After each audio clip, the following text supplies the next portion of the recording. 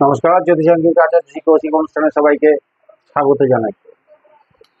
গত 29শে জুন শনি বক্রি হয়েছে বৃশ্চিক রাশির তৃতীয় পতি, চতুর্থে বক্রি হয়েছে দ্বিতীয় পতি, পঞ্চম পতি বৃহস্পতির নক্ষত্রে।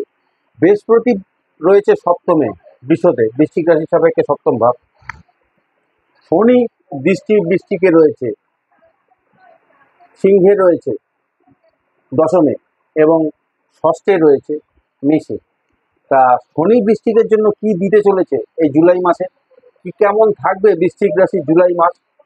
দশমপতি রবি, সপ্তমপতি এবং দ্বাদশপতি শুক্র অষ্টমে থাকায় কর্মক্ষেত্রে ষড়যন্ত্রকারী সহকর্মীরা কিন্তু শত্রুতা করতে পারে, যার ফলে চাকরি ছেড়ে দেওয়ার একটা মানসিকতাও মনে আসতে পারে।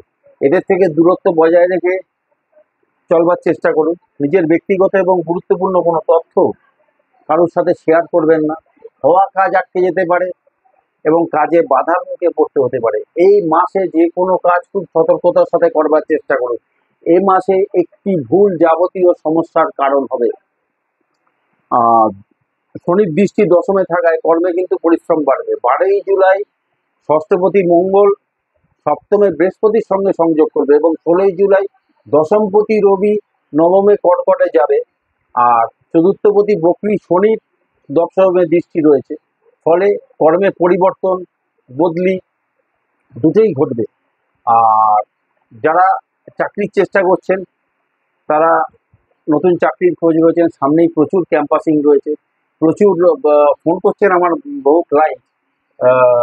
তা সামনে প্রচুর ইঞ্জিনিয়ারিং যারা পড়ছেন, স্টুডেন্ট যারা আছেন, তাদের ক্যাম্পাসিং রয়েছে, অন্যান্য আরও ক্যাম্পাসিং রয়েছে, সামনে বড় বড় পরীক্ষা রয়েছে, কম্পিটিটিভ এক্সাম রয়েছে।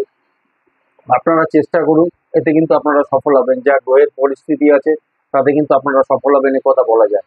আর একটু ধৈর্য নিয়ে, একটু সময় নিয়ে এগোন, তাড়াহুড়ো করবেন না। তাড়াহুড়ো করলে কিন্তু অনেক কিছু আটকে যাবে, ভুল হবে। একটা ভুল কিন্তু অনেক কিছু বিপদ ঘটিয়ে দেবে সারা মাসে। আর মাসের শুরুতে সপ্তমপতি শুক্র আর দশমপতি রবি একসঙ্গে অষ্টমে থাকায় ব্যবসা নিয়ে কিন্তু কিছু হতাশা থাকবে মাসের শুরুর দিকে। 7ই জুলাই শুক্র নবমে গেলে কিছু সমস্যা কাটবে। এরপর 16ই জুলাই রবি যখন নবমে প্রবেশ করবে, তখন ব্যবসা আস্তে আস্তে কিন্তু গতি পাবে। যারা পার্টনারশিপ ব্যবসা করছেন তাদের জন্য সময়টা কিন্তু ভালো চলবে। পার্টনারের সম্পূর্ণ সহযোগিতা পাবেন, সব রকম সহযোগিতা তারা পাবেন।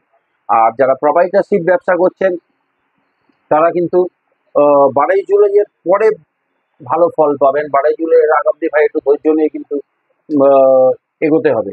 আর গভর্নমেন্ট কন্ট্রাক্টর যারা আছেন, যারা গভর্নমেন্ট কন্ট্রাক্টর, গভর্নমেন্ট সেক্টরে, সরকারি সেক্টরে যারা ব্যবসা করছেন, কন্ট্রাক্টর যারা রয়েছে, তাদের কিন্তু ভালো যাবে। তারা কিন্তু 12 তারিখের পর থেকে খুব ভালো রেজাল্ট পাবে। ভালো ভালো কন্ট্রাক্ট পাবেন, বড় বড় কন্ট্রাক্ট তারা সাইন করবে। আর অর্থ সম্বন্ধে বলতে গেলে মাসের শুরুতে রবি শুক্র একসঙ্গে অষ্টমে থাকার ব্যয় কিছুটা হলেও বাড়বে। 7ই জুলাইয়ের পরে শুক্র নবমে বুধের সঙ্গে সংযোগ করলে আয় আস্তে আস্তে বাড়তে থাকবে। আর ব্যবসা চাকরি দুই ক্ষেত্রেই কিন্তু আর্থিক লাভের সম্ভাবনা রয়েছে। আর হঠাৎ করে অর্থপ্রাপ্তির সম্ভাবনা প্রবল। একাদশে রাহু এবং বৃহস্পতি দৃষ্টি থাকায় দিন দিন আর্থিক পরিস্থিতি বদল হবে, ভালোর দিকে যেতে থাকবে। কিন্তু মাসের প্রথম দিকে অর্থ কোথাও বিনিয়োগ করবেন না। যদি কোথাও বিনিয়োগ করতেই হয়, একান্ত 12 তারিখের পর বিনিয়োগ করুন, ভালো লাভ পেতে পারে। আর শরীর স্বাস্থ্য প্রসঙ্গে বলতে গেলে মাসের শুরুতে মঙ্গল ষষ্ঠে থাকায় প্রেশার, সুগার এবং রক্ত সংক্রান্ত সমস্যায় ভোগার সম্ভাবনা সব থেকে বেশি থাকবে। রাগ নিয়ন্ত্রণে রেখে চলবার চেষ্টা করুন পুরো মাস, না হলে কর্মক্ষেত্রে, সামাজিক ক্ষেত্রে, পারিবারিক ক্ষেত্রে সব ক্ষেত্রে কিন্তু অপদস্থ হতে পারে, সম্মানহানি করতে পারে। আর অষ্টমে রবি শুক্র একসঙ্গে থাকায় গোপন কোনো সমস্যা দেখা দিতে পারে, এই জায়গাটা একটু সতর্ক থাকতে হবে। পঞ্চমে রাহু এবং পঞ্চমপতি বৃহস্পতি সপ্তমে অবস্থান করায় প্রেমজ সম্পর্ক বিবাহে পরিণতি পাবে। এই সময়টা কিন্তু ভালো চলছে প্রেমজ সম্পর্কের ক্ষেত্রে, এটা কিন্তু বিবাহে পরিণতি পাবে প্রেমজ সম্পর্ক। সপ্তমপতি শুক্র অষ্টমে থাকায় মাসের শুরুতে কিন্তু কিছু চাপ থাকতে পারে।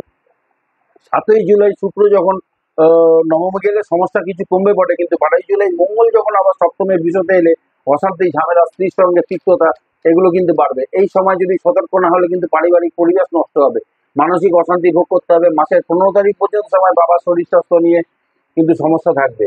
আর শনি চতুর্থে থেকে দশমে দৃষ্টির ফলে কর্মসূত্রে পরিবার থেকে বেশিরভাগ সময় দূরে দূরে থাকতে হবে, ফলে পরিবারে সময় কম দিতে হবে এবং মাঝে মধ্যে মনে হতাশা আসবে। মায়ের শরীর নিয়েও কম বেশি কিন্তু চিন্তায় থাকতে হবে, সমস্যায় থাকতে হবে। আর ছোট দুটো রেমেডি বলে দিই।